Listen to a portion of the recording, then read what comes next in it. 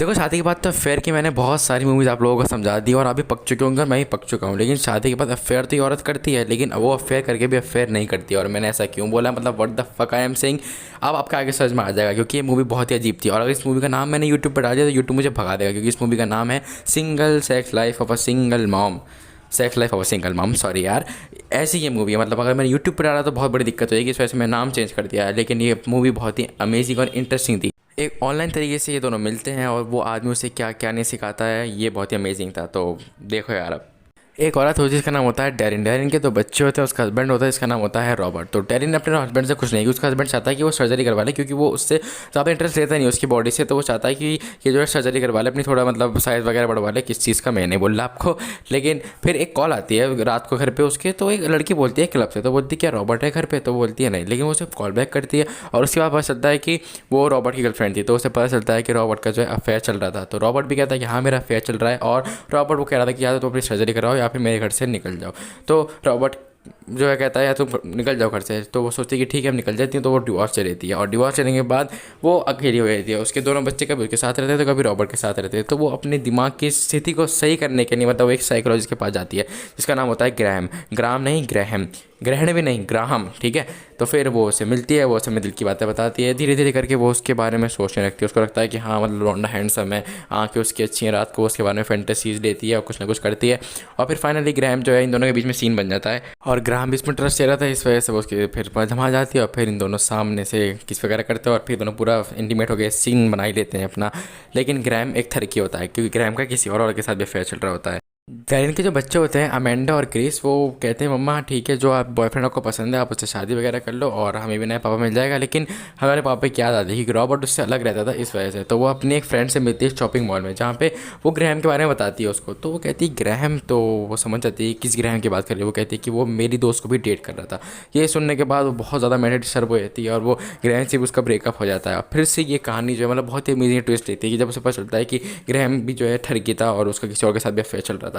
वो ग्रैहम के पास जाती है और ग्रैहम कहता है हाँ मेरा अफेयर चल रहा है बट आई लव यू, ये वो। लेकिन वो नहीं मानती और उसके पास वो चली जाती है।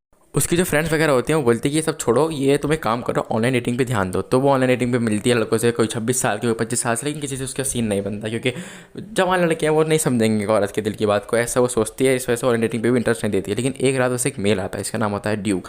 वो उसे वो पसंद है, मतलब हाथ पैर बांध के सीन करने वालों से सीन पसंद है। वो इसे वो सब बात लिख के वो उसको भेजता है डैनियल को।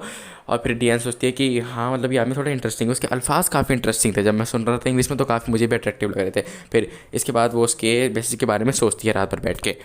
फिर वो उसे कॉल करती है और उस आदमी का चेहरा में बिल्कुल भी नहीं दिखाया जाता, मतलब फिल्म में उसे 15-20 मिनट के लिए आया था। तो वो उसे कॉल करती है और बोलता है, वो बोलता है कि जैसे ऐसा मैं कहूँगा तुम तब से वही करोगे। अगर तुम्हें अपने रिलेशनशिप मेंटेन रखने हैं और तुम्हें एक स्ट्रॉन्ग वुमन बनना है और कॉन्फिडेंस अपने अंदर लाना है तो जैसे ऐसा मैं कहूँगा तुम वही करोगी। वो अपने फ्रेंड्स हेली से इस बारे में बात करती है और वो बोलती है कि ठीक है बच्चों का वो रॉबर्ट के पास छोड़ दो और फिर वो रात को जो कहता है वैसे वैसे करना।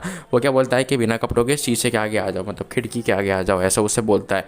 और उससे वो करना पड़ता है। वो कहता है अगर तुम नहीं आओगे तो मुझे सब दिख रहा है तुम्हारे घर पे क्या हो रहा है क्या नहीं, अगर तुम नहीं आए तो मैं ये वो कर दूंगा। धमकी वमकी भी देता है उसको। और डिलाइन जो है ऐसे ही करती है। फिर इसके बाद ड्यूक को ट्रस्ट हो जाता है कि हाँ ये वाकई मेरे साथ मतलब बात करना चाहती है और ये सब मेरे रिलेशन अपना बनाना चाहती है। तो मुझे क्योंकि इसको इससे बात करनी पड़ेगी, क्योंकि जो ये ड्यूक है ये बहुत ही सख्त आदमी है, मतलब बहुत ही इसके एग्रेसिव बट थे और ये बहुत ही एग्रेशन पसंद आदमी था। फिर ड्यूक कहता है मैं तुम्हें जवान लड़की की आईडी भेज रहा हूँ, तुम इससे बात करो और जैसे करे वैसे ही करना। तो वही जवान लड़के से मिलने जाती है।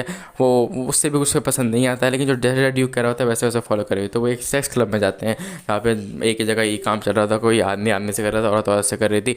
ड्यूक बोलता है कि ऐसे तुम्हारे अंदर कॉन्फिडेंस बिल्डअप होगा तो जैसे मैं कहूँ वैसे करना। तो यहाँ पे एक आदमी लड़का होता है के साथ में, इसका नाम होता है पिप्पू, नहीं पिप्पो ही, पिप्पू कैसा नाम था यार ये। फिर इसके बाद वो उसके साथ करती है सीन, मतलब वही हाथ पैर बांध के जो होता है वो सीन करती है। और फिर ड्यूक से वो कहती है प्लीज़ अपना फोटो वोटो मतलब मुझसे मिलो या कभी तो मिलो, क्योंकि तुम मुझे काफ़ी इंटरेस्टिंग लगते हो और तुम जो मुझे कहते हो वाकई हकीकत में ऐसा होता है। तो जब वो घर पे आती है तो ड्यूक उसे अपनी फ़ोटो भेजता है। ड्यूक को उसे पसंद आता है काफ़ी, क्योंकि वो उसे मिलना चाहती थी।